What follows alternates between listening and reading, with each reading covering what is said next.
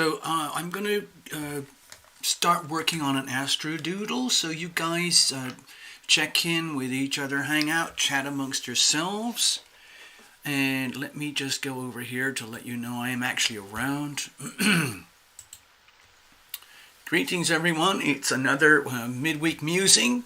I'm going global again. I'm just going to rant my own opinions and perspectives and observations. And then we'll have a look, see what's going on in the chat, okay? I'm going to be going all over the place. And there will be what appears to be a very evident bias in one direction, but that's just my opinion based on information, facts that I'm collecting and observing from multiple sources. Okay, so here we go. So hang in. I'm just going to put this part aside and we're going to, excuse me, here we go.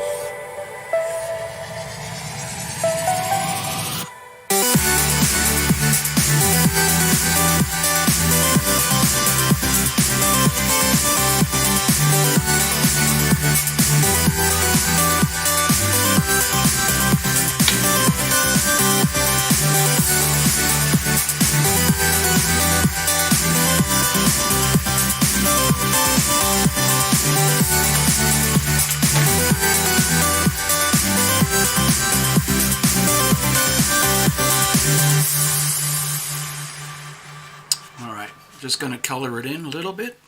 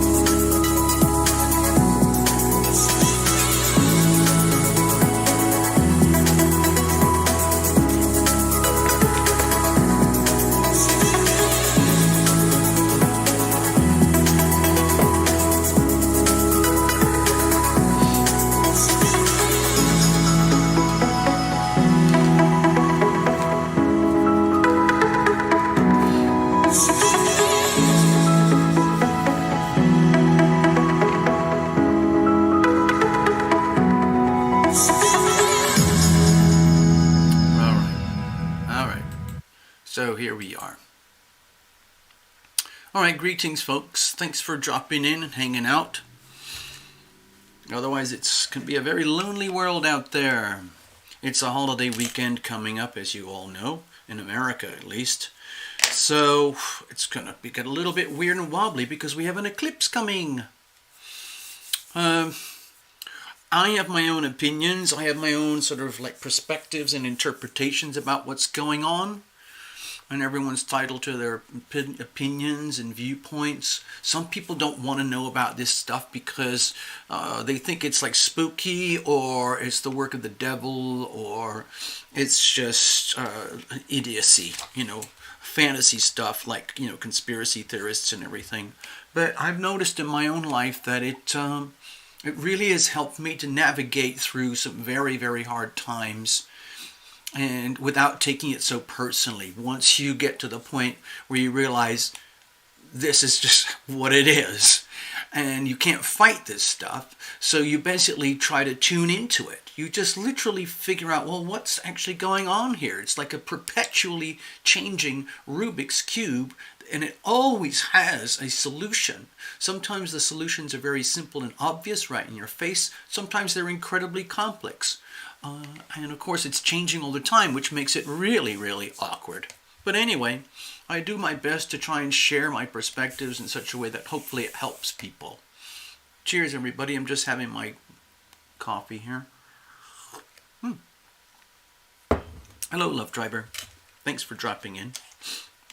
So we've got almost all the planets going direct soon. Well, sort of. Uranus is still retrograde, and Neptune is going to be going direct very soon. So the only one left retrograde is going to be over here for the rest of this month. And then in December, Uranus is going to be retrograde all month, but everything else is going direct. So there's going to be like a surge, like this energy of a surge of things, world events, life moving forward. It's being released incrementally, as all the retrograde planets, like 5 or 6 at a time, have released themselves from the retrogrades, and it gives this sense of momentum moving forward now. And you might feel it in your life in some way, maybe with finances or relationships or health or travel or knowledge or home or finance, whatever it could be. Anyway, let's have a look over here. Okay, let me just check in, okay, so that you know I'm actually here. Greetings, this is Terry Lumination. How are you? I'm actually broadcasting from over here in sunny Las Vegas. It's quite chilly today, and which is kind of a welcome relief because it gets very, very, very hot here in the summertime. Now over here, as you know, I have a soft spot for New Zealand, and it's starting to turn into summer over there. It's already summer over here, and they're already having lots of like big storms and things over here, you know, whatever they call them, cyclones, you know, over in Southeast Asia, which is the same as our, you know, crazy tornado hurricane weather that we get. We're kind of heading out of it now because this is in the northern hemisphere. All the other stuff is in the southern hemisphere, and there's the equator right there. This is a different map than I often use because the reason I'm using this one is because I'm deliberately trying to black out or obstruct the United States, because there's sort of this, I don't know if you've noticed it or felt it, but there's a massive global momentum, an agenda that's being, let's say, perpetrated in the form of what I consider a fraud, a very, very effective, extremely powerful, highly disguised fraud to basically render the United States invisible, mute, redundant, obsolete, disempowered. Basically, this agenda is all about stripping the United States of its, I would say, integrity, its authenticity, most easily enshrined and understood in what we call the Constitution and the Declaration of Independence, and all the turbulence and wars that led up to that 250 years ago, and all the turbulence that came afterwards. It is a very turbulent chart that America has, because it's born with Sun opposite Pluto. So that's like maximum power versus maximum power, like dark versus light, creation versus destruction. And it's a perpetual grind. So, for example, the United States, if you think of the history long enough, and you look at it from a very, very, very, very broad perspective, way out here, and you think of it in historical terms. I'm not a historian, okay? I don't know a lot about this stuff. But from my observation, the United States has a long history of creative destruction. In other words, somebody or something is already established, okay? For example, Native American Indians, okay? And then there's this massive influx from Western Europe of these so-called white people. And that scares everybody over here.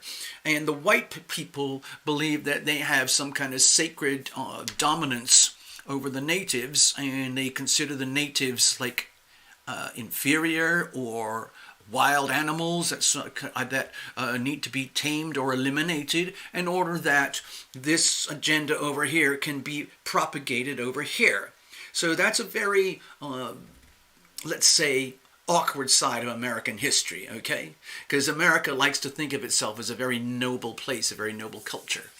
And so after that event, in the 1400s, 1500s, things started to coalesce over here to the point where they started to realize, my God, we have a massive, like a pool of resources over here that they never used to have over here.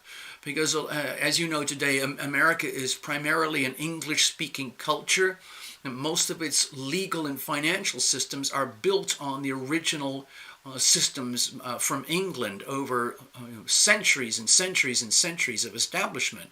And so we have a very, very strong alliance with Western Europe, but especially the United Kingdom, England, Scotland, Ireland, and Wales, all put together into one thing, which is basically I would say, the DNA or the genetic makeup of what we now call the so-called founding fathers. Now, some of you are aware that there are a lot of people in America who think the founding fathers are like evil people. And there are lots of people in America who think the founding fathers are genuine, honest, caring people who wanted the best for humanity.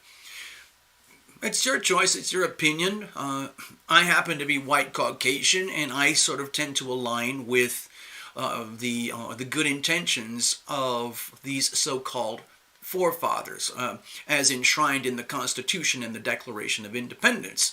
It was basically back in their day, they used a lot of physical warfare to basically do what humans have been doing for hundreds of thousands of years, basically going to war, claiming land, claiming territory, claiming resources, because they have depleted the other area. If you look at this, hold on. I've really been enjoying this thing, okay? I think I might have shown this to you earlier. But it's all about humanity over the last 2 million years. And there are very obvious patterns that you start to notice where long ago, like 150,000 years ago, the human population was tiny, maybe a couple of million all across the world. Mostly it started over here. They have a lot of evidence that it mostly started here, migrated upwards here, and then over hundreds, tens of thousands of years, they migrated over here into here and to Central Europe, okay? Especially the Caucasus, Caucasian, okay? I think there's a link, Caucasus and Caucasian. And then a lot of migration of Homo sapiens over into this area here called China today and India today, and establishing different lifestyles, different cultures. Here's China again over on this side. And all this stuff happened over tens of thousands of years. And in the very early days, before, before the advent of farming, it was really all about hunters and gatherers. Everything was wilderness. Everything was wilderness. All across here, whether it's lakes, mountains, oceans, rivers, streams, tropical, Arctic, it was all wide open spaces. Think of the Dixie Chicks. Wide open spaces, room to make a big mistake. I need wide open spaces. And I still feel that today. I get claustrophobic quite easily. I've had a very nomadic life, even though I'm very domestic. So anyway, today, what happened in like 10,000, 20,000 years ago, a lot of activity started happening over here in the Eastern Mediterranean. Nowadays we call it Egypt and the Holy Lands and the Middle East and so on. And then there was migrations up over here where you had more and more hunter-gatherers, and then we had an ice age about 10,000 years ago, and so there was an amazing contraction of humanity after having had tens of thousands of years of expansion. And so that huge contraction on humanity put a lot of pressure, especially on the people over here and here, to figure out how on earth are we going to survive these brutal winters, okay? And so they had to think harder, work harder, figure out what to do, and eventually they came up with this idea of farming. Basically taking some of their wild animals and putting them inside enclosures, taking some of their territories where they do the hunting and gathering and cutting down trees and whole areas and opening the land to sunlight so they could take the seeds that they know that already work, like corn, maize, quinoa, wheat, all sorts of fruits and vegetables that they learned how to do over years. And eventually you have a farming culture. And the farming culture enabled the tiny human population over here to become effectively much more successful, more capable, because they all learned from each other. And instead of the Stone Age, where the only tools they really had were flint rocks chopped into sharp points, which were used for weapons and for cutting meats and cutting plants in order to survive and make shelters, they started to develop things like fire and cooking, and eventually they discovered metals, things like bronze. They discovered copper and they discovered tin, and this sent humanity into massive levels of so-called advancement. I can't think of a better word. Hello, Jennifer. Hello, Path. I see you guys. Sorry, I'm just going on my midweek rant. I'm kind of going global. I think it's very much to do with the Sagittarius sun. It's making me think and feel big. Okay? And then I have to find a way to come down to Earth this holiday weekend with the Gemini moon in the eclipse. So, where was I? Oh, yeah. So you get this expansion and growth and so-called development of humanity. So they developed farming, and then they developed metals, the Bronze Age, tin and copper. And that went for thousands of years, and it allowed more and more complex behavior in humanity. In other words, things like beauty and art,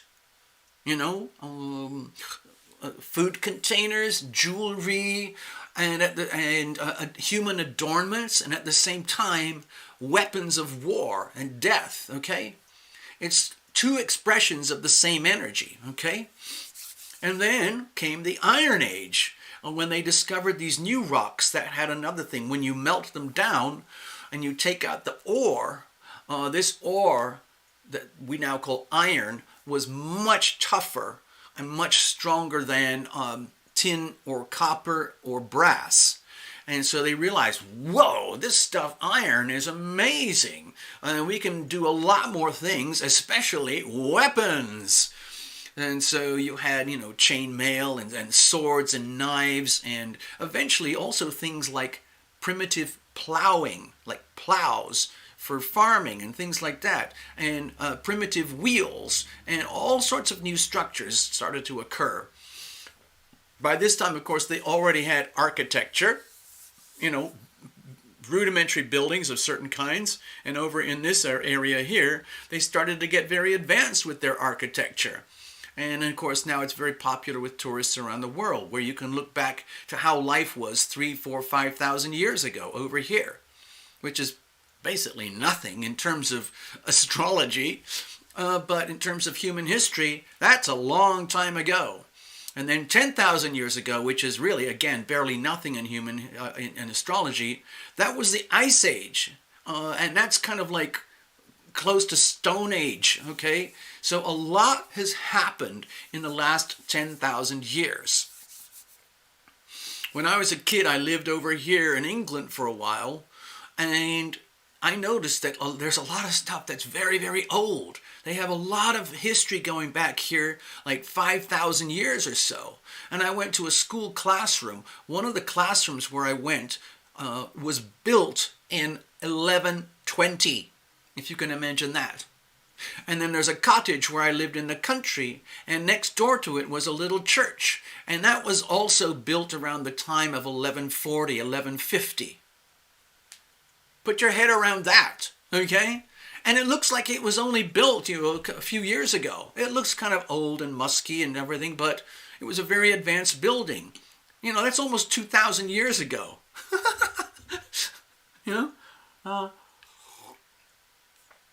So, I got exposed to all sorts of different cultures. I was born, conceived over here, and I was born over here, but we ended up living over here, and then migrated over to here, and then here, and then here, and then over to here, and I traveled all over here, and then I decided, you know what, I have an American passport. My life is starting to suck over here.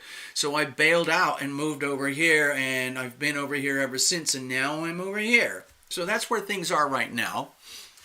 And of course, I have some interests over here. So I'm gonna get to my point in a minute. We're heading towards this eclipse. We've just lived through. If you've hung out at this channel for the last few years, you will know that I was talking about the Cancer-Capricorn axes, the Cancer-Capricorn eclipses a lot during 2019, because I saw the intense pressure in the build-up for 2020. And here we are. I wrote my book, Wealth, Money, Finance, Global Restructuring 2020, and guess what? Of course, I will show you. I'm just showing off. And of course, here we are. It's happening right now, today, people. So, I'm not making this stuff up. I saw the signs. Oh my God, I saw the signs about 5 or 6 years ago. Well, actually, if you want to get real, I saw it more like in 2004, 2005. Because back then I realized that Pluto was going to enter Capricorn around 2008 and the elections in America. And of course that was a monumental historical election for America. Just at the same time Pluto hits 0 degrees Capricorn, which is the same time when the United States stock market imploded and the banking system imploded after 15 years of Pluto in Sagittarius, which had this energy of ever expanding, bigger, bigger, bigger, more, more, more. It's always going to go up. It's always going to get better. We are the eternal optimists. Yay! And then Pluto in Capricorn comes along and goes, excuse me, you have a lot to learn. Okay, and then crash and burn. And so we have this historical figure who has this landmark election win all across America. It sends shockwaves across the world like, wow, America is truly amazing. You can have this black guy president in America. And it just kind of went this mythology like, oh my God, what does that mean? How does this happen? Because, a lot of people see the United States as this kind of like last bastion of white power. It's not really. And the United States is an incredibly diverse, multicultural economy, nation. And it's like a truly is a melting pot. And it is designed to be able to accommodate that. Some people don't like it. Some people are very happy with it. It kind of goes both ways. So anyway, we had 8 years of that. And then we had another election in 2016. So let me connect this back to this stuff over here. Sorry. Let's get back in history a minute. So, okay, let me dial it back. About 250 years ago, where Pluto was pretty much at the same degrees where we are right now. Okay, we could call it a Pluto return in terms of astrology. How many people have lived through a Pluto return? Nobody. Unless you're some kind of alien.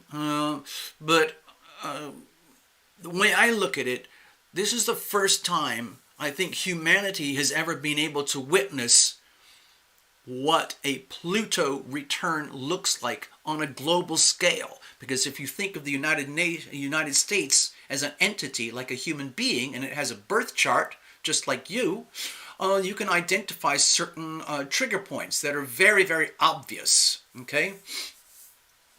And so when I started looking into all of this stuff, my first interests began around 2004, 2005, when I sensed a lot of fraud going on, okay? Especially with the United States financial systems. And I got very concerned and I studied more and more and more. And then basically everything happened as I imagined it would happen. Everything imploded, went to devastation. Pluto can be the great destroyer, literally just crushing and pulverizing anything in its path that is not true. Okay, that's why I often think of Pluto as the reality check police when it's aligned with Jupiter and Saturn, especially. Good cop, bad cop, and then the SWAT, and jail, prison, federal prison. Okay, all that kind of combined. Like, if you're on the right side of the equation with Pluto, you're golden. If you're on the wrong side of the equation with Pluto, you don't want to know. Okay, it's not a good place to be. You can't mess with Pluto. There's nowhere to hide. Okay? So,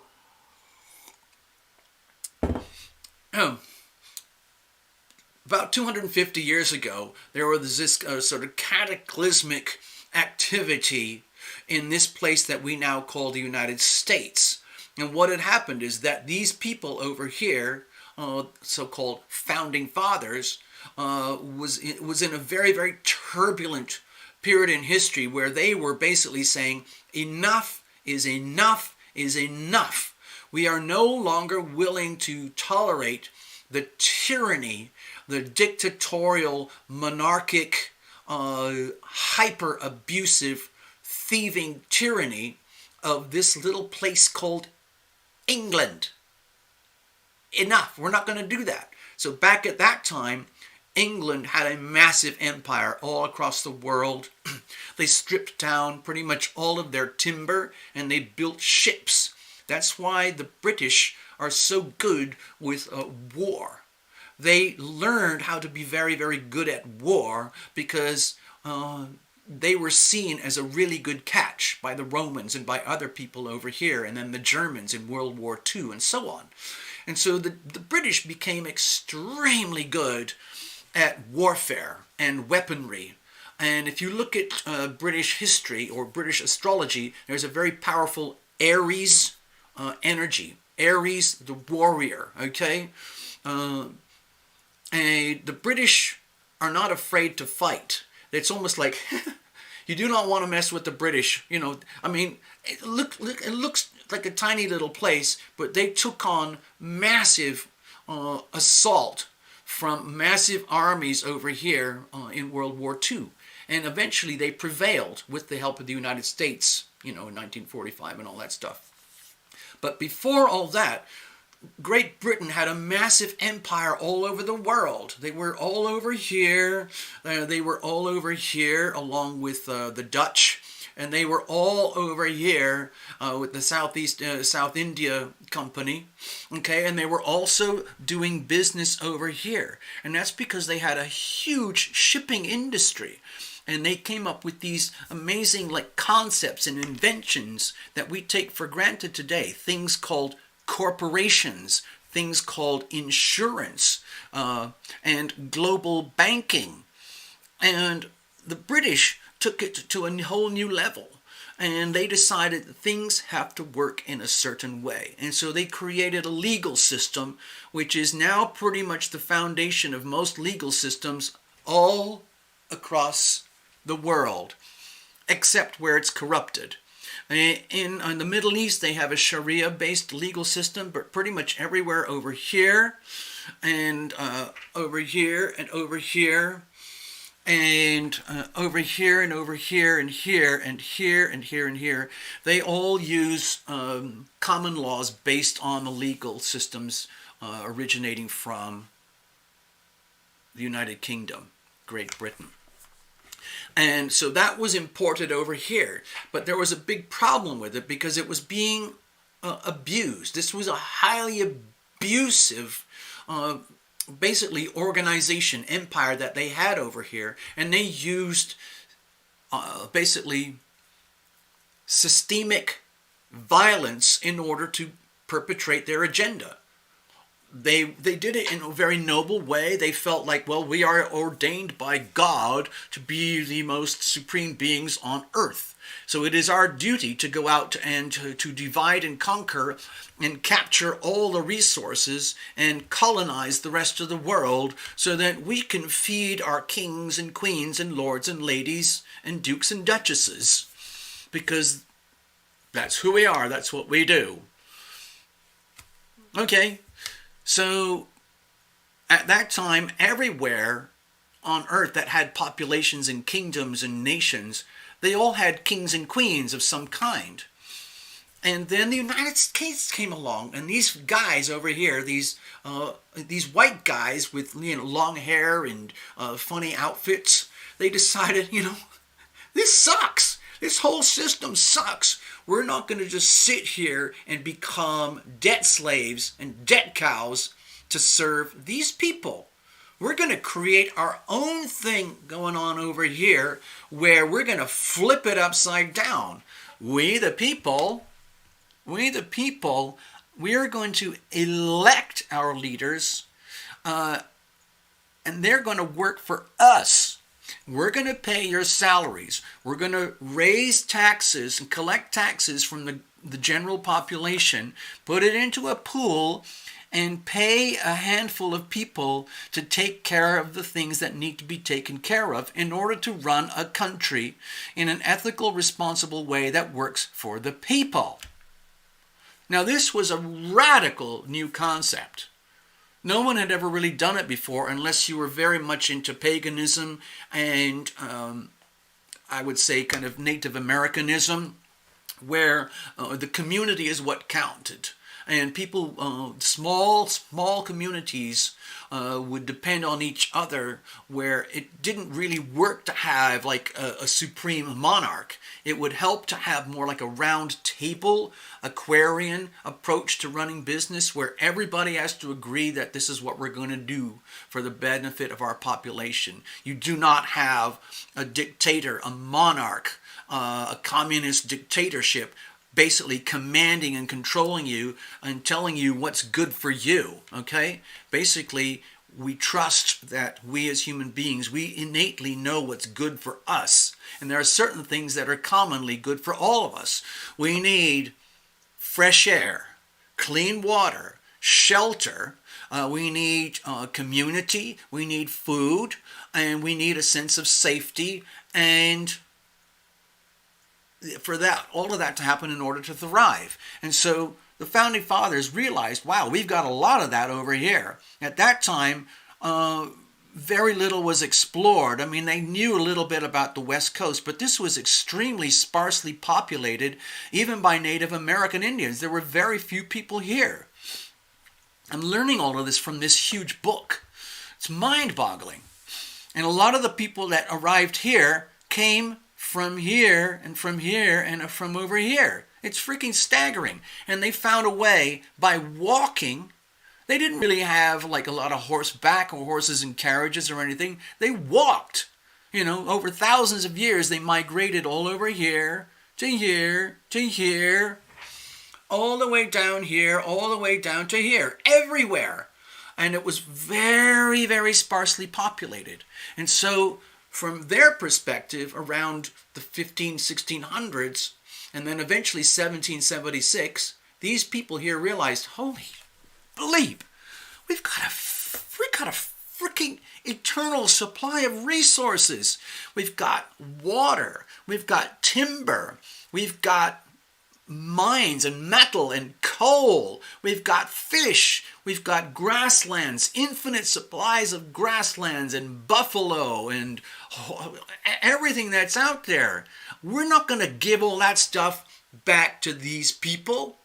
We're going to have our own thing over here. We're going to call it the United States of America. And so they, went to war, they chopped it all up, they slaughtered the Indians and created this thing called the United States of America. Okay? And hello, Yvonne, I see you. And so, fast forward 250 years, everything is coming into question again. This is where I get really excited. It's just like mind-blowing to me, like when I started to realize we're dealing with a Pluto return. This is freaking mind-boggling. We're coming up to 1776 revisited. That's what we're dealing with here. And I've been trying to kind of talk about it in a way that makes sense over the last few years. And I kind of formulated it a little bit in my book. But it's becoming very obvious right now. For example, in the United States is becoming extremely divided.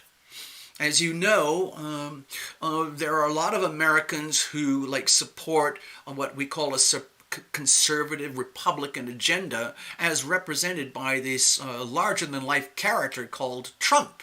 And then there's this other side of America, which is representing, they have these concepts that are basically diametrically opposed to the Constitution, to our Declaration of Independence.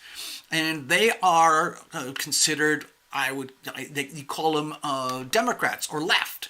And it's become extremely polarized. And I think that's a lot of it is to do with the inevitable growth process as an individual or an entity grows and matures to its first Pluto return. Just remember, if you can imagine, you remember your first Saturn return when you were about 29 years old? Did that ring any bells with you? Was that a very significant, monumental period in your life where you might have felt like, oh my God, I really screwed up, or like, wow, I've really done a good job? And then you feel secure for the rest of your life. Like if you made a lot of bad decisions before the age of 29 and a half, you're going to be dealing with the consequence of those bad decisions for the rest of your life. And you'll have another chance when you hit about the age of, let's say, 60. That will be your second Saturn return. Now go way, way out and think of Pluto. We're dealing with much deeper, heavier energy fields, which are much harder to understand, much harder to put in language, but they exist, just like a Saturn return, just like a Jupiter return, all of that, just like a solar return, okay? Hold on. And so here we are today, 2020, and we've gone through this, very turbulent year, creative destruction.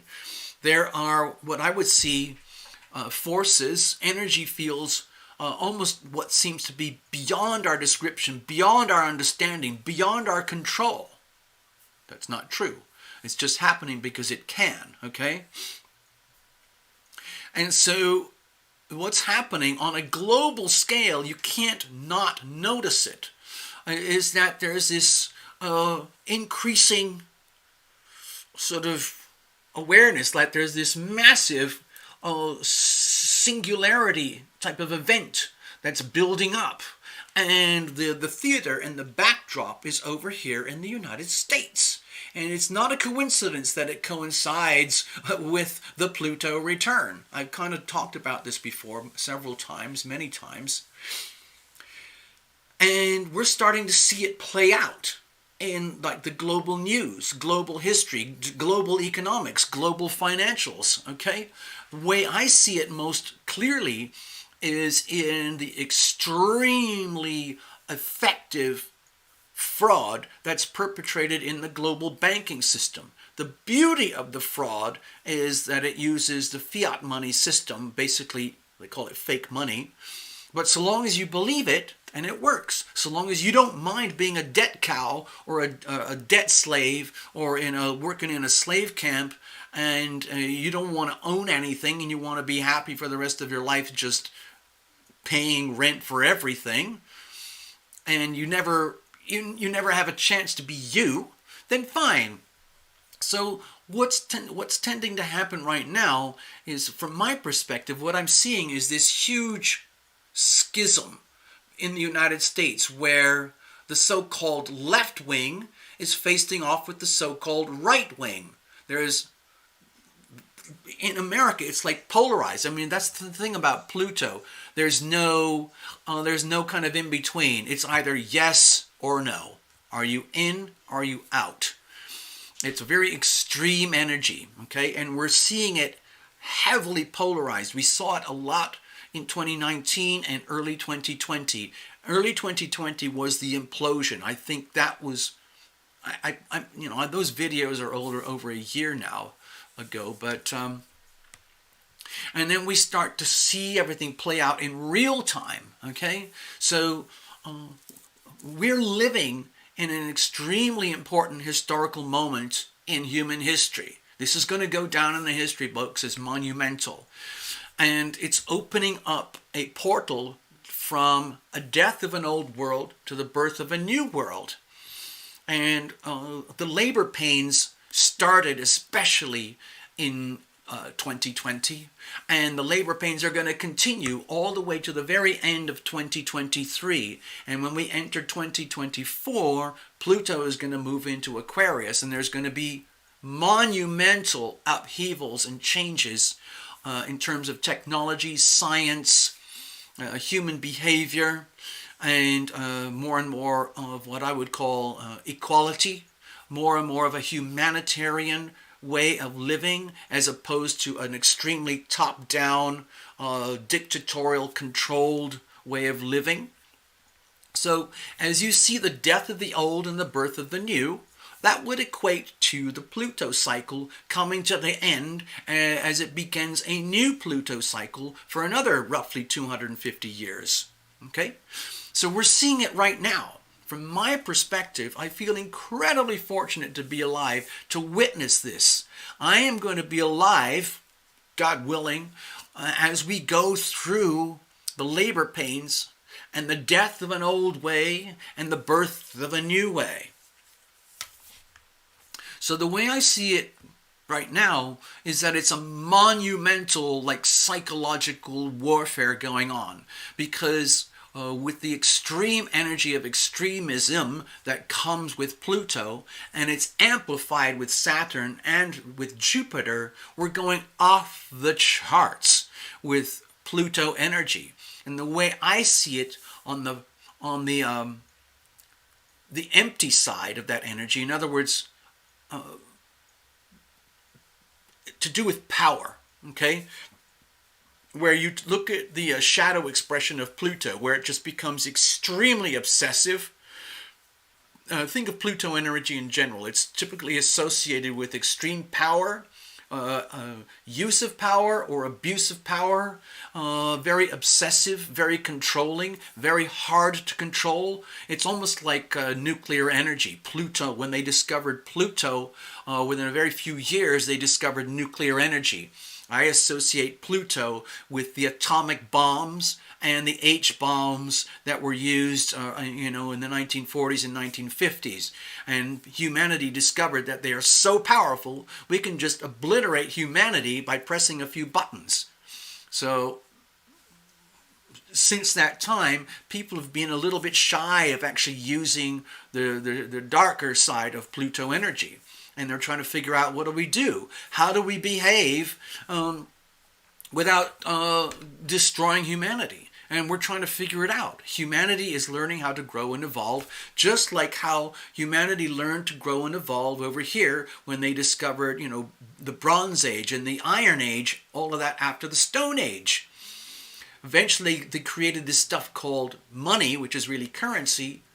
And now we're here today, fast forward, with this global economy where we have multiplied ourselves into 7.5 billion people everywhere. Basically anywhere where you can live as a human being, it is now populated. It's controlled, it's owned and managed by corporations. Massive corporations. And you can take that all the way up to the top. Mostly over here, and over here, a little bit over here. And they control everything. And most especially, if you've noticed, they control the media. And the thing about the media is that that's where they have all the mind control. It's psychological warfare, psychological manipulation, because the people who own these entities, like the massive corporations, the massive banks, the central banks over here, the central banks over here, the central banks over here, they're starting to now realize that you can create devastation on a catastrophic level just like dropping a nuclear bomb. You can now do that with a bug. The beer flu thingy, the virus from over here, or maybe it was whatever it is. They realize, wow, biological warfare is the way to go. We can instill fear, trauma, chaos, devastation. Not just here or here or here or here or here or here or here, but on a global scale. And so that's just like, oh my God, I can't help myself. I am a globalist. Whoa! I want supreme control. I want absolute power. I figured out a way to do this. I called up my fellow buddy Gates, what's his name, and George what's it? And we put this plan together with all the big pharma companies. Like, we're going to create a problem, and then we're going to offer the solution, and we're going to be rich, and then we can control the whole world. So that's kind of what I see is happening right now. And to me, that is the uncontrolled expression of Pluto energy combined with Jupiter in Capricorn, gone berserk, haywire. And then the Saturn energy combines to say, we can actually do this. We're going to actually do this. So that's the absence of love.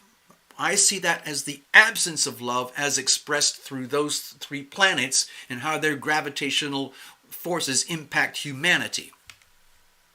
So the way I see it is that there is this, they call it globalists, and that consists of these things like the Chinese Communist Party, the World Economic Forum, the Bank of International Settlements, the United Nations, the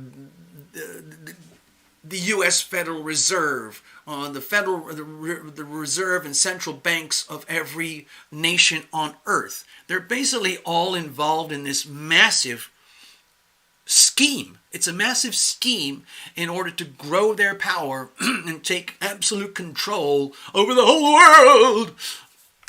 Because they can't help themselves. Power is very, very addictive.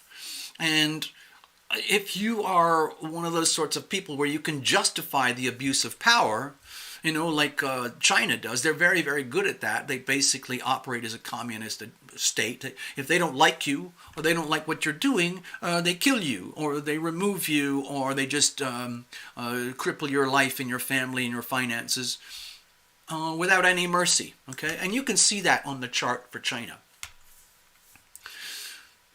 So it's kind of like things are reaching a crescendo. It started building up here in 2020, and I see the shock waves have gone all across the world. The most obvious shock waves are the ones that are coming across on the mainstream news, like, oh my God, we have to have a lockdown because of this bug. And it's all being dictated and controlled by the globalists. And then over here, it's the same thing. We have to have a lockdown, otherwise we're all going to die. We have been infected by a global killer bug. We better do it. And they're doing it over here. And they're doing it over here and here and here and here and here. And it's working. It's working. It's creating economic devastation all across the world, which is perfect for the globalists, because then they can say, well, I told you, so vote for me and I will save you. Perfect, okay? You get it? I am your savior. All you have to do is do what I tell you. It's fantastic. It's so simple. It works so beautifully. I know everything. I have total power and control. And all you have to do is understand and accept that. It's so much fun. It's so much easier. You don't have to make your own decisions anymore. You don't have to worry about human rights anymore. We've got it all figured out. It's a dream come true. It's a utopia. If you don't understand, I'm going to have to beat it into you. Okay. Well, and if you resist, well, I'm just going to have to remove you. I'm sorry. Because you just don't understand. You haven't been listening. I know what's best for you. My name is Klaus. So, that's kind of what's going on right now. And it's like this feverish, massive, what I think of as a cancerous, malignant tumor that has gone all over the world.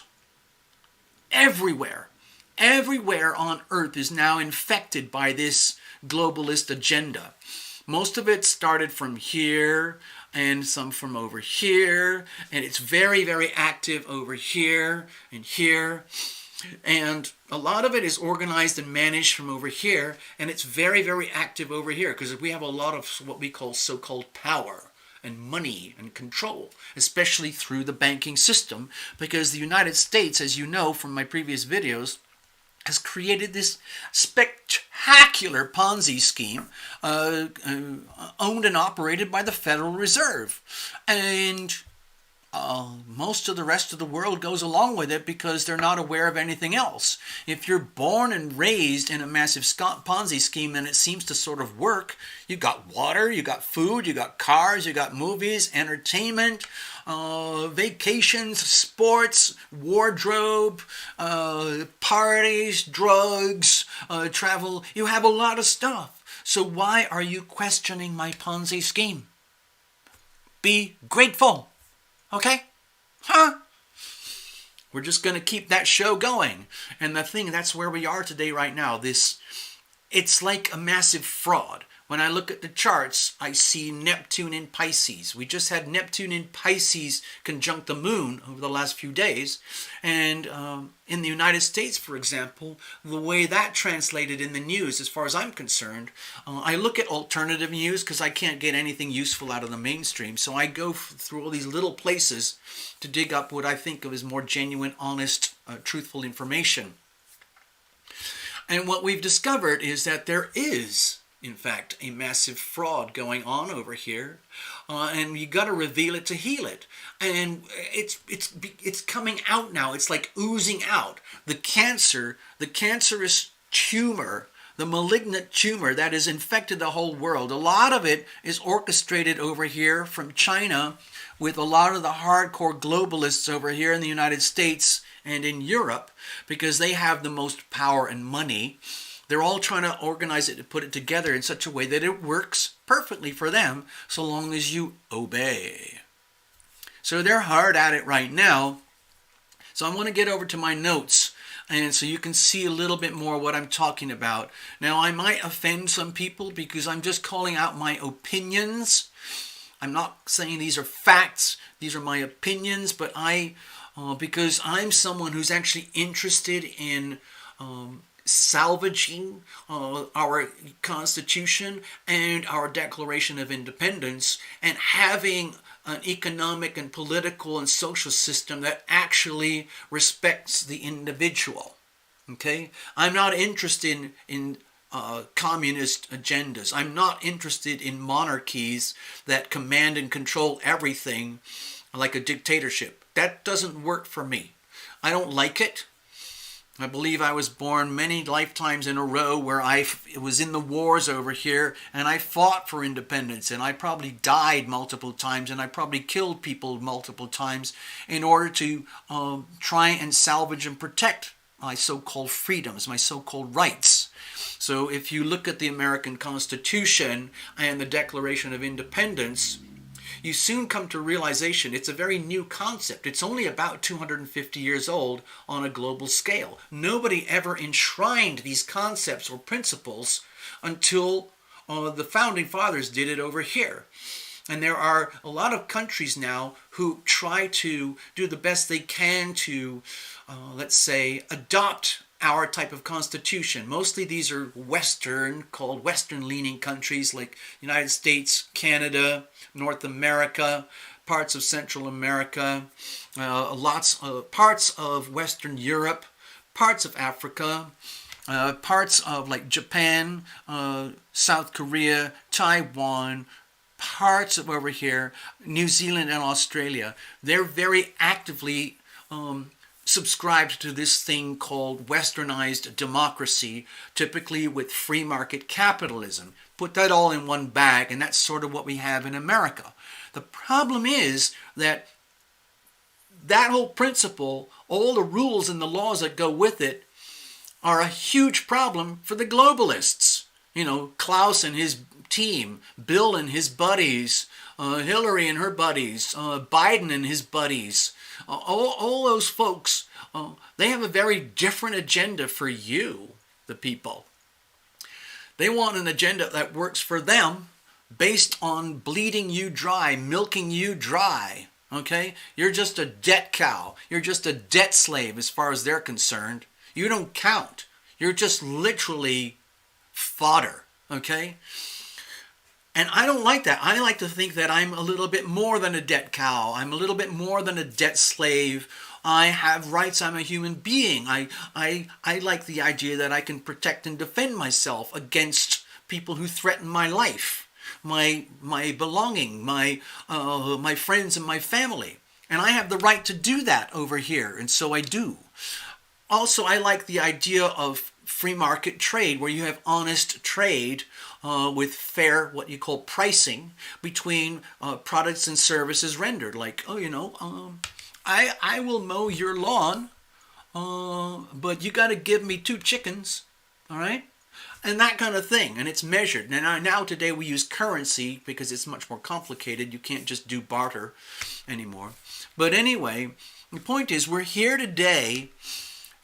Okay, I'll just go like what I said I would do. I'll go over to my little notes here. Okay? So, as crippled as we are today in the United States, okay? We've got the lockdown in the United States. There's the lockdowns in the Western Europe and other parts of the so-called advanced economies. And the richer and more advanced economy is, the more likely you're going to feel the pain of the lockdown.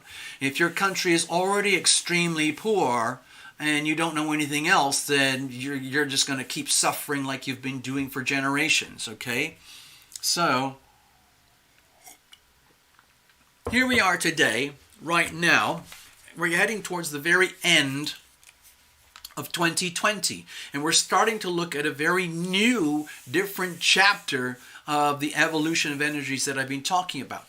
Pluto is still here in Capricorn. It's going to be here for another 4 years or so. So that is going to be the bedrock energy that underlies the evolution and the growth, the birthing pains, and the birth of a new America. But Jupiter and Saturn are going to move forward very soon, starting in 2021. I've already talked about this many times. Jupiter and Saturn are going to enter the sign of Aquarius over here, starting very early next year.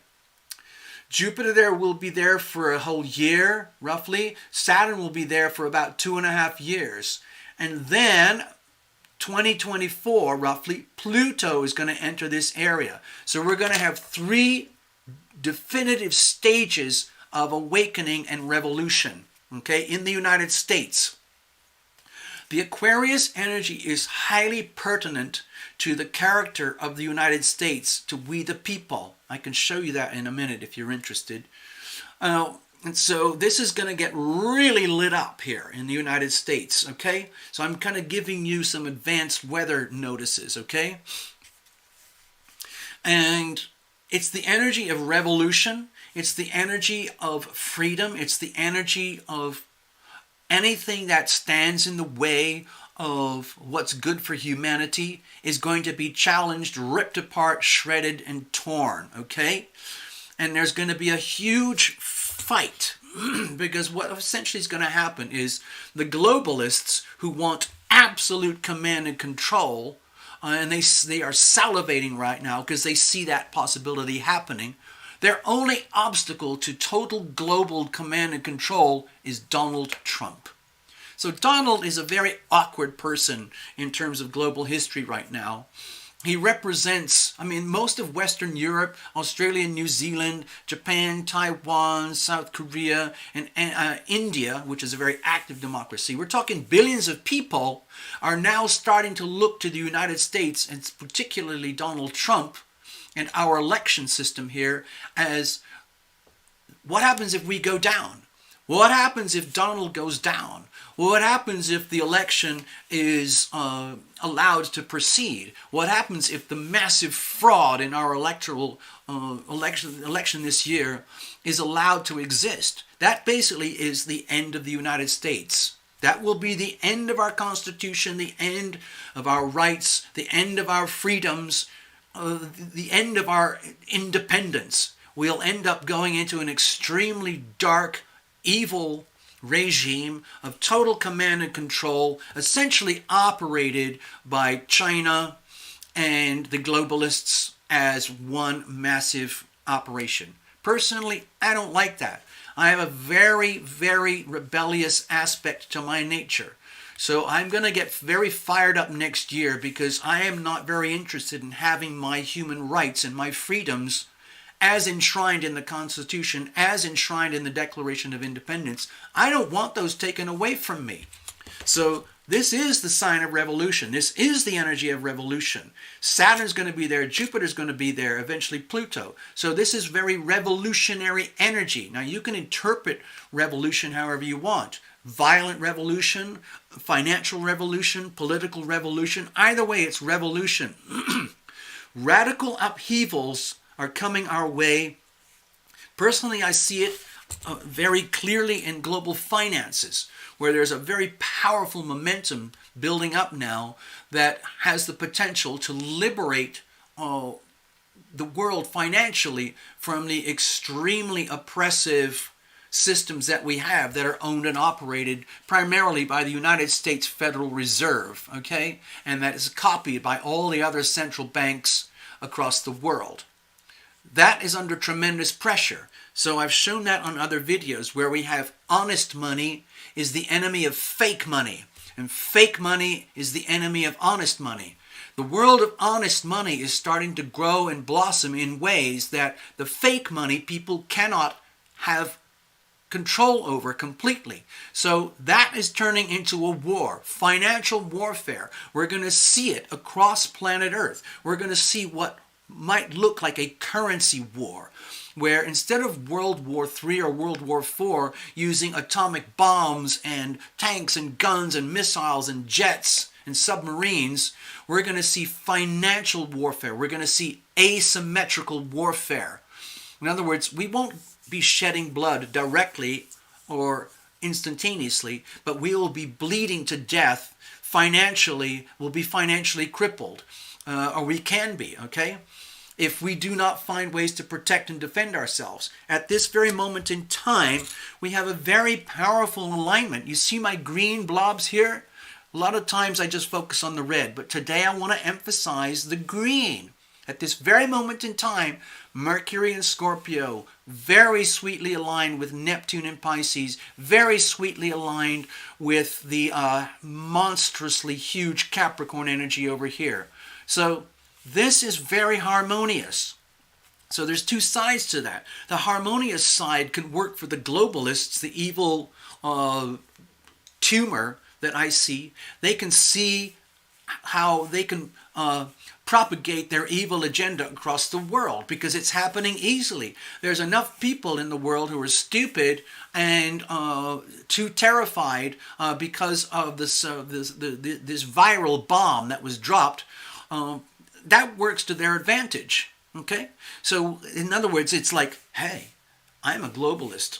I am going to control everything. My name is Klaus. All you have to do is obey.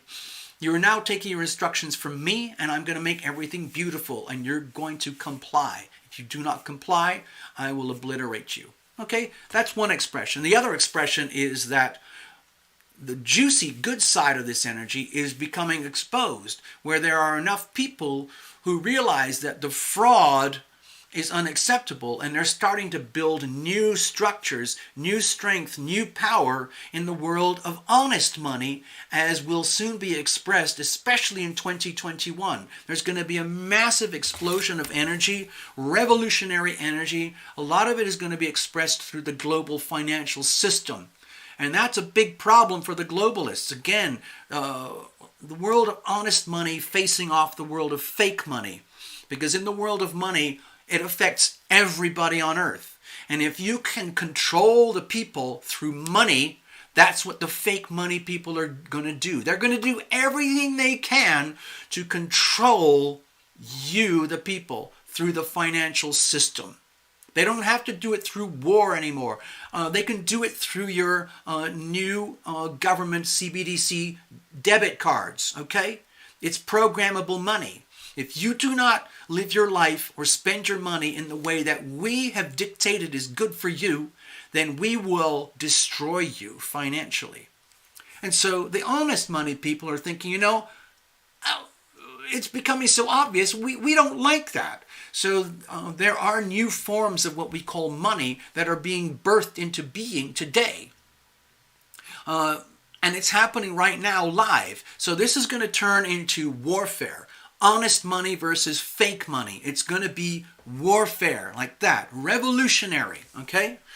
And I am on the side of honest money. That's my camp. That's where I want to be. And of course, like Jennifer says, the fear factor is how they control you. The way that the fake money people are going to try and, let's say, activate their agenda and obtain complete, absolute control is to destroy the economy as we know it today. They are actively and deliberately destroying the American dollar in order that they can introduce a new universal currency that works for them. At the same time, a new universal currency is being given to birth by the honest money people. So it's going to be full-on war. Fake versus real. Real versus fake. I am aligning myself with the sweet expression of this energy here, and I'm taking into account the extreme, massive fraud on a global scale that is coming to the surface. It's being exposed, most especially and most obviously in the elections that were just conducted here in the United States. Of course, it's in denial. Okay? So, let me go to my notes. Coming up very soon, in a few days, we've got the eclipse. Okay? The sun will be in Sagittarius, the moon will be in Gemini. The North Node is in Gemini. And guess what? Donald Trump has his North Node exactly conjunct this and this. It's freaking mind-boggling. I don't think this is a coincidence. I think this is some kind of bizarre... I don't know how to describe it. Like Donald is meant to be here. He's not a politician. He's this larger-than-life, kind of despicable, frightening creature. He terrifies some people. There's hundreds of millions of people on Earth who blame Trump for everything that's wrong in their life. And there are other people who are Trump followers and Trump supporters who see him as the last bastion of defense against the evil globalists. So I tend to align with this energy here because I don't want to be living under a regime of extreme elitist globalists where I'm a debt cow and a debt slave. And so I think this eclipse coming up in a few days is going to be quite telling. I think what's going to happen here, the Sagittarius-Gemini energy is hard squared with the Pisces energy, okay?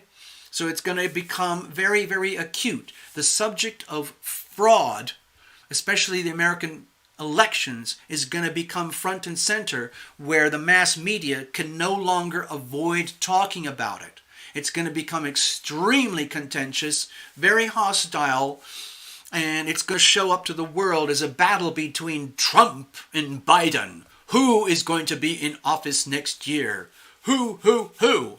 Well, it's being fought out in the legal system, and the fraudsters are going to do everything they can to destroy Trump and the legal system and perpetuate their fraud as embodied through a Biden regime as supported by China and all the other communist regimes. Okay? Basically, Biden and his son and some of his other family members, plus another girl called Hillary, they all took massive, massive bribes in order to start selling out America to China. As you know, China has basically infected the United States and the rest of the world with its massive agenda. It's all done through bribery and corruption. They use honey traps. They use wads and wads of cash to basically get you to betray your country. And it's working extremely well. There are a lot of people in the United States who've sold out to China. There's corporations, there's individuals, colleges, professors, politicians, bankers, all of it. They're all aligned. For example, Here's an example, just one example of the fraud. Some of you might know that the American elections, they use this electoral technology owned and operated by this company called Dominion, plus it has other names too, and the mechanics of Smartmatic, and the influence and donations from the Edison Research Company. And it just so happens that all of those entities, Dominion, Smartmatic, and Edison, are all basically criminal operations funded by China directly or some of the globalists directly. And the whole purpose and mission of their agenda was to destroy the election, to destroy our Constitution, destroy our independence. The way they do that is they destroy Trump. That is their mission, is to destroy Trump. Because if they can destroy that person, then they can essentially start to pulverize the United States, and their communist agenda will grow on a massive scale, and you'll never be able to stop it. So it's kind of a life and death scenario right now for America. I'm feeling it that way very personally. I'm taking it very personally. I don't want America as I know it to die. I want a new America to give birth to itself in a better version of it. I want the reconstitution of the Constitution. I want the redeclaration of the Declaration of Independence. Okay? So I'm not very welcome by the globalists. So who knows? I don't know what's going to happen to me, but I'm not going to play their game. I'm not going to do it. So what's happening right now, you're going to start to notice it over the next few months, is a massive basically war is going to start to occur in the American media. And it's going to be manipulated and controlled by the mass media and then the honest media and so on. But basically, it's about the exposure of the fraud in our elections. Okay? Hold on a second. Oh, okay. There we go. Thank you. Sorry about that. And of course, the people who want to perpetuate the fraud benefit tremendously in a personal way, but it's done at the expense of we the people. I don't want to play that game, okay? And so I don't go with all that stuff. What I feel, what kind of makes me angry, is that the globalists tap into your fear, okay? And they start branding you. Like, if you are not into free energy, if you're not into cleaning up the climate, if you're not into vegetarianism, if you're not into LGBT rights, if you're not into social rights, if you're not into all of these so-called, I would call them left-wing type of attitudes, philosophies, then you are an enemy. You are evil. And they've done an extremely, extremely good job. George and Bill and Hillary and all those folks, sorry, I'm just revealing my full colors right now. I don't really care because I don't want to go that way. So I'm one of a small population. We only have 330 million people here. Okay? Over there they have like 1.5 billion. Over here they have 1.2 billion. There's about 1 billion people over here. And so we are basically a relatively very small population of people that are trying to protect and defend this thing that we love and believe in. I personally love it and believe in it. And I don't want to get flipped. I don't want to live in communist China. I don't want to live in China-America. Okay? I don't want to do that. So I made a decision. I had to take a side. So I'm taking sides. And so there's only a few million people in America who are basically standing up and representing what I think of as human rights, genuine human rights, not fake human rights, genuine human rights that respect legally your rights to free speech, freedom of the press, freedom to protect and defend yourself, the rule of law, the elected leaders who work for us, and our rights to dispose and depose our elected leaders if they turn and become tyrannical. So guess what's happening today? Our elected leaders, our federal government, our state and local governments, our educational system, massive amounts of our infrastructure have been heavily infected by this communist agenda over here. And it's happened because there are a handful of traitors, well, thousands, probably tens of thousands of traitors over here who took the money, who took the honeypot, okay, for their own self-aggrandizement so that they can benefit personally from the new regime coming from over here. Because when America, I'm not going to say when, like if America goes down, then these folks take over, okay, in collusion with the globalists who operate over here, okay? So America becomes Chinerica. It's not allowed on my watch. And there are enough people in the United States who feel in a very similar way to me. They might have their own different ways of expressing it or feeling it, but I sense that there is a momentum building up where by very early next year, after these eclipses, we got a couple eclipses in a row, right?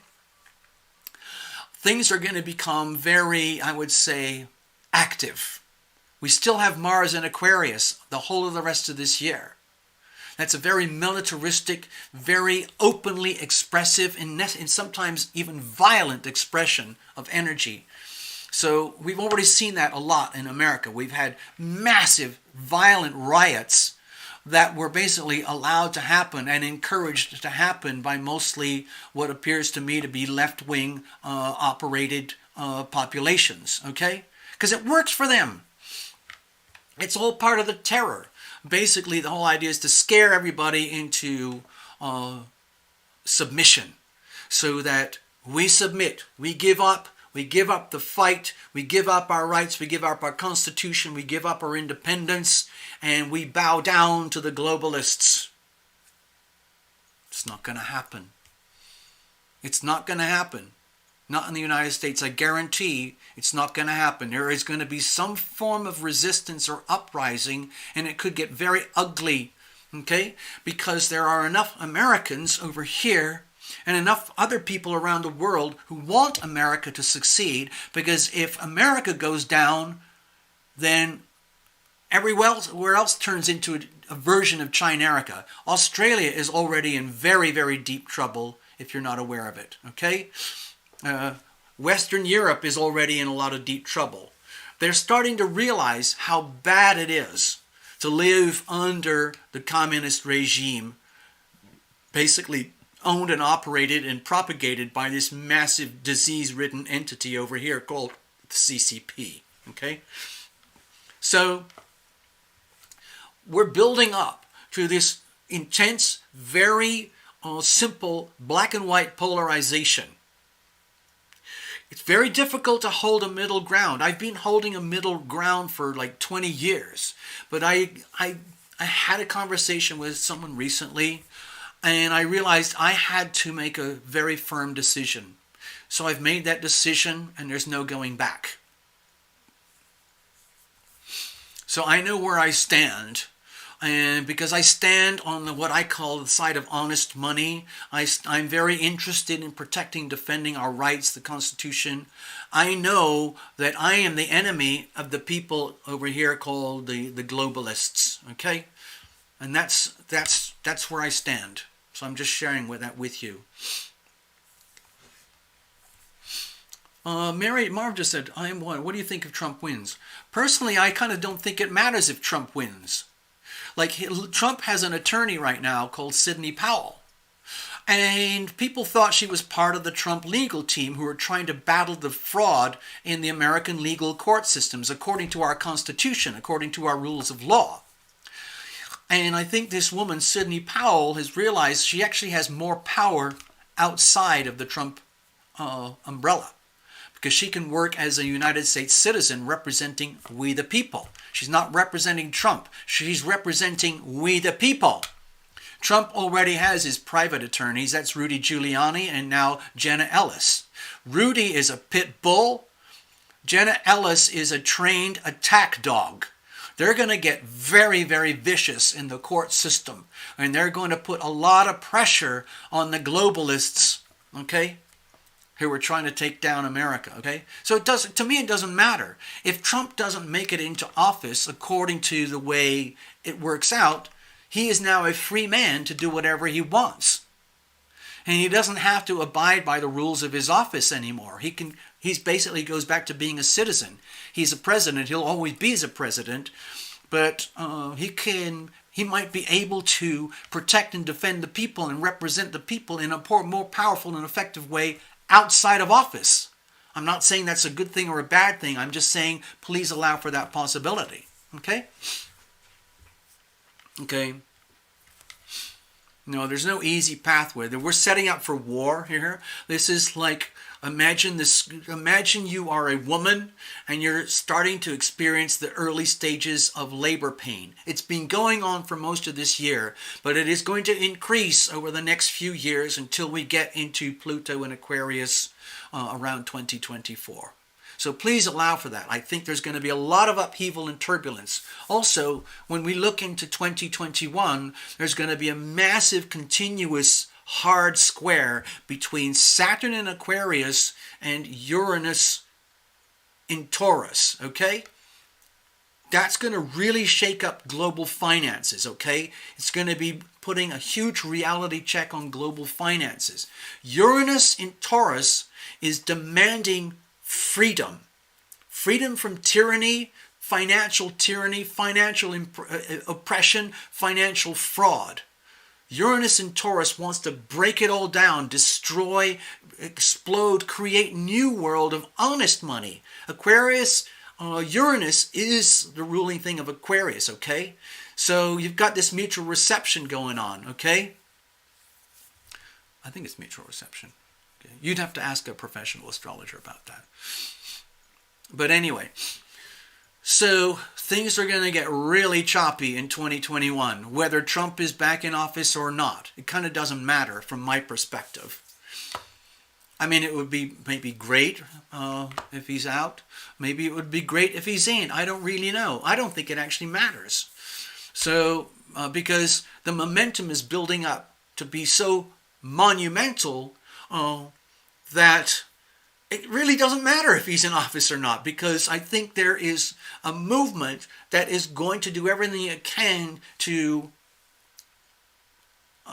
let's say, refuse to bow down to the globalists as represented by the Biden agenda. Biden is basically a sheep. He's basically a pawn who's representing China, okay? He's been planning this for 20 years. He's been on China's payroll for 20 years, and he got caught. His son got caught, and they're going to get taken into court, okay? It's going to happen. Hillary's already been flagged. They already discovered that Hillary took an $81 million bribe to transfer the legal rights and the patents from the Dominion and Smartmatic voting systems, and it now belongs to HSBC Bank. Okay? It's like basically trying to bury your evidence. What is HSBC Bank? They're a huge global bank. What does it stand for? Hong Kong and Shanghai Bank of China. That's HSBC. The Hong Kong and Shanghai Bank of China. HSBC. Some people think it was one of the biggest criminal organizations in the world, along with the Federal Reserve and Goldman Sachs and all the central banks and the IMF and the BIS and all of that. I don't know. It's just an opinion. But anyway, hello Maria, I saw you. Okay, I'm going to go back to my notes for a second. So here we are. This is the Astrodoodle for today. Okay, this is giving me a sense of strength and confidence, okay, to face off with this stuff here, okay? This is evil personified. I see it as coming out as the massive fraud perpetrated across the world. It's now becoming exposed. Over here, let me go over to my notes. Okay, I think I've probably already talked about a bunch of this stuff already. Okay, so yeah, I talked about the fraud coming exposed. And on this channel, you got to reveal it to heal it. It is now being revealed. So how are we going to heal it? Because it's a very deep, deep wound. It's a very deeply infected, cancerous, metastatic wound that we have across America, which effectively means across the whole world. I talk about Smartmatic, Dominion, and Edison Research. It now belongs to HSBC China, thanks to Hillary. And it was an $81 million backhander greasing of the palm. We talked about the eclipses, okay? I don't feel like I got enough time to go into the relevance of these eclipses. I guess I could show you. Well, hold on. Give me a second. Right now, as you know, the state of Pennsylvania recount has been completely shut down because it's so fraudulent that the legal system has shut it down completely. In other words, they're still trying to perpetuate the fraud even though they're trying to do the recounts, and other states are trying to do the same thing, okay? Another thing I noticed is that China, for all its bragging and its power, is in very, very deep doo-doo, okay? China is in very deep doo-doo regarding food and also bankruptcies on a massive scale, especially with the communist-backed, the state-owned banks, okay? They're crumbling, they're falling apart, okay? And they're also experiencing civil rebellion on a massive scale. Tens of thousands of people were trapped in the Shanghai airport recently, and they were told, you have to stay here. You're not allowed to go home. We found somebody who was infected with the virus over in the workstation, when they were fixing the airplanes and so on. And so you had about 10,000 people at the Shanghai airport saying, no, no, no, no, no. We want to go home. Thank you very much. So that gives you another example about how many people in China are getting sick of China. There's 350 million people in China who are now openly declaring, we are not part of the Communist Party. We do not obey the CCP. We do not respect the CCP. We do not acknowledge the CCP. Okay, that's one thing I meant. Okay, here we go. The other thing about the voting stuff, as you probably know, the Dominion, Smartmatic, Edison voting systems, they're all tied to Venezuela, Serbia, and China, where they work very actively to subvert democracy and destroy the votes in order that they can work for the globalists. Okay? I already talked about Trump being this very bizarre figurehead who represents the last bastion between a global evil communist agenda across the rest of the world. So you got to choose what side you want to be on, okay?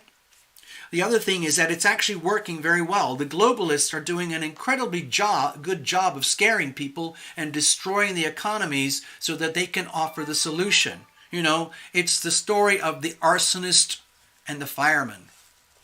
Okay? The arsonists are the firemen. The arsonists are the globalists. They're creating global economic destruction and chaos in order that they can come in and where you will basically submit. Okay? And they will save you. Vote for me and I will save you. But I have to destroy you first and then I can save you. And then you will bow down to me, the globalist. So basically, people, it's all planned out. All of the evil expression of this energy that's they're taking advantage of this power for their evil agenda, that is happening live right now on a global scale. All the other expression of this energy, which is in terms of the healthy expression of this energy, which is creating new structures, new order, in a way that's very healthy for we the people, that is happening at the same time. The fraud is happening right now. It's right in your faces. You might not be seeing too much report of it because in the United States, the mass media is not talking about this because it's too embarrassing.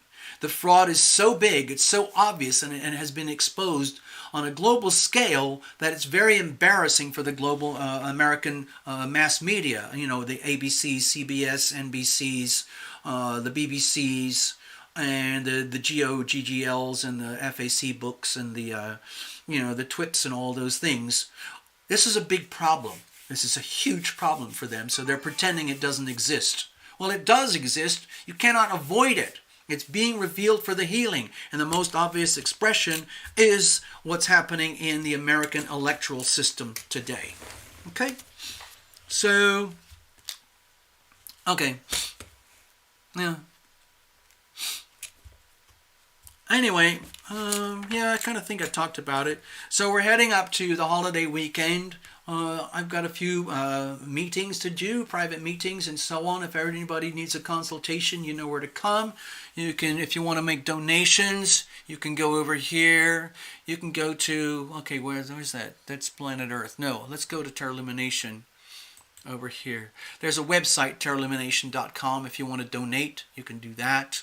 You can also go to another button at the top there. It shows you a page where you can go, you can book your readings and things like that. All that kind of stuff, if you're interested. Okay, so remember, this too will change. This is just like looking at the Weather Channel. This will change, okay? I tend to look at the big picture. I have a very, very strong energy field up in the 9th house, okay? So I can't help seeing things on a very big, grand, global scale. And then my task is to try and interpret it and bring it into language that might make sense to people without me sounding like I'm full of gibberish or speaking tongues or that I'm insane. It's difficult. Sometimes it's difficult being TL. Let's see, I did that. We can look at this stuff another time, more stuff about Donald, China, the United States, the Federal Reserve. We'll talk about this stuff again. But for now, today, right now, I'm just going to leave it at that. It's been a pleasure. Let's have a look. Let's wrap it up, see if there's a few. What do they call that? I've said what I have to say, shared what I have to share. Let's have a look what's going on in the chat. Hello, Path.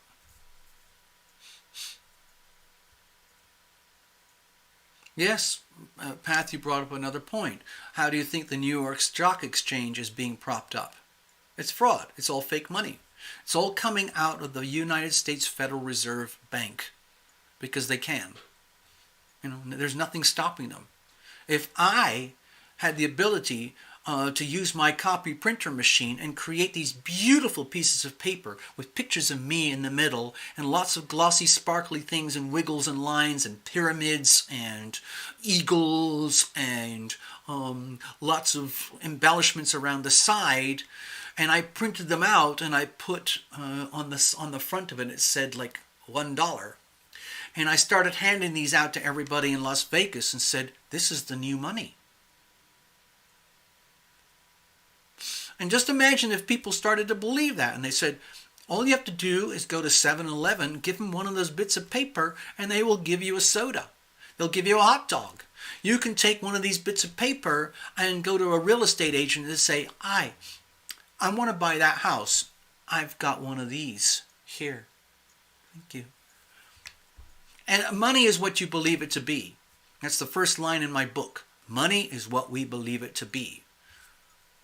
And if your belief systems are being manipulated or undermined, or you've never bothered to question money and what it is, now might be a good time.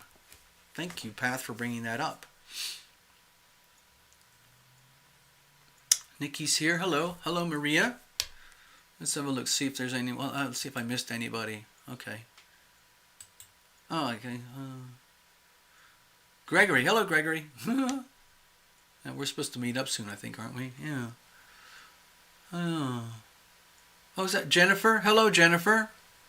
We've talked before, haven't we? I think you've come to some of the Sunday shows. That's a completely different kind of show.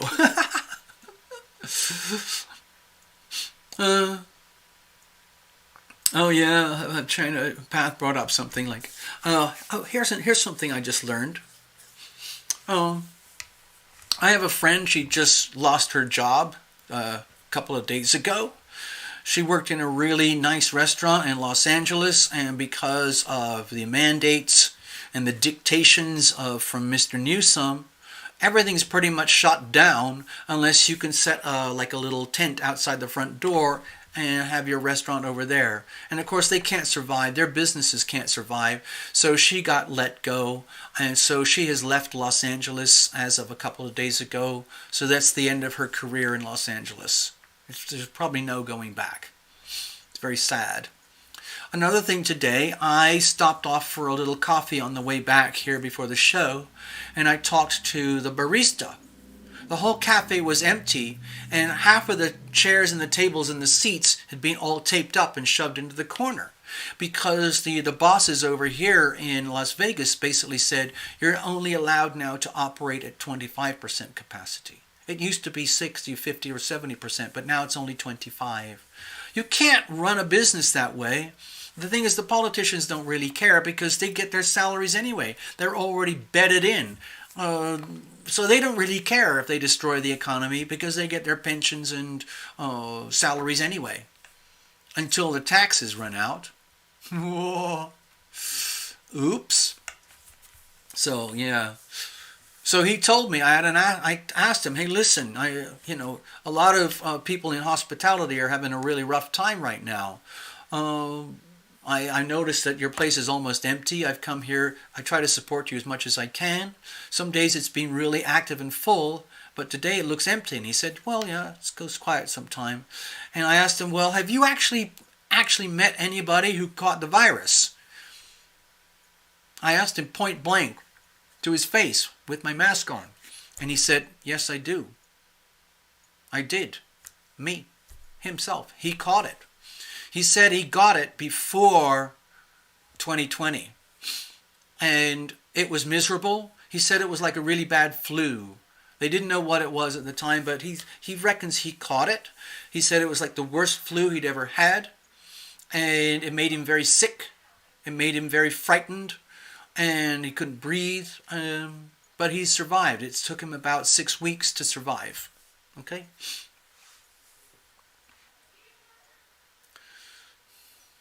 Okay, I don't want to end on a tragic note.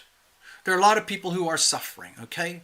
And if you're in Venezuela, for example, your money is almost worthless. If you're in Argentina, for example, your money is almost worthless. If you're living in Zimbabwe or the Lebanon or parts of the Middle East, your currency is almost worthless because they live under extremely corrupted communist regimes. And so that's what China wants. It's called debt trap diplomacy. They lend you huge amounts of money. They bribe you and the governments to come into their system. Then they basically say, oh my God, your economy's collapsing. Your people are suffering.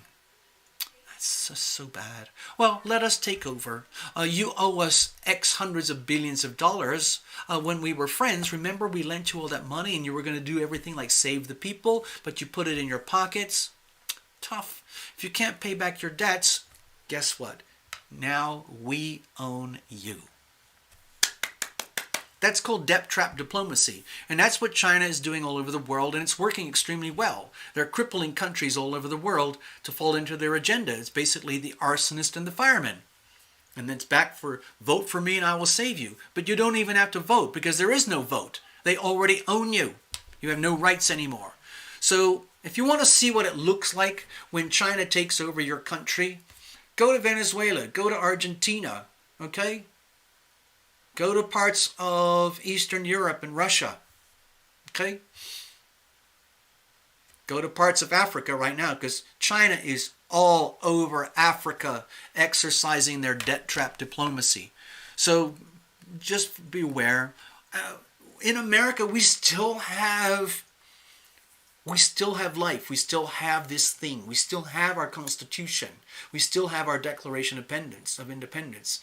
I know the commies are trying to take it all down because that's the biggest obstacle to world growth right now. The biggest, hugest obstacle to the evil agenda is Donald Trump and the American Constitution and our Declaration of Independence. So it's all eyes on America right now. We have to destroy Trump. We have to take down the Constitution. We have to destroy human rights. We have to take away your guns. We have to take away your privacy.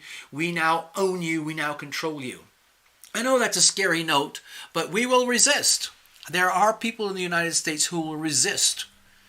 They will put their lives at stake to resist, I guarantee. Yeah. Anyway, it's a holiday weekend. I hope everybody has a super time. At least it's a holiday. We call it Thanksgiving in the United States. If you're somewhere else, have a super weekend. I'm hoping I can do a show on Sunday night. That's where you do the little mini private readings for people in public. That can be quite revealing. Hello, Karen, over there in New Zealand. Yay! Representing New Zealand today, Karen Clark. Yay! All right. It still comes back to essentials. Be loving and be loved. Thank you, Path. Hello, Nanita Hilario.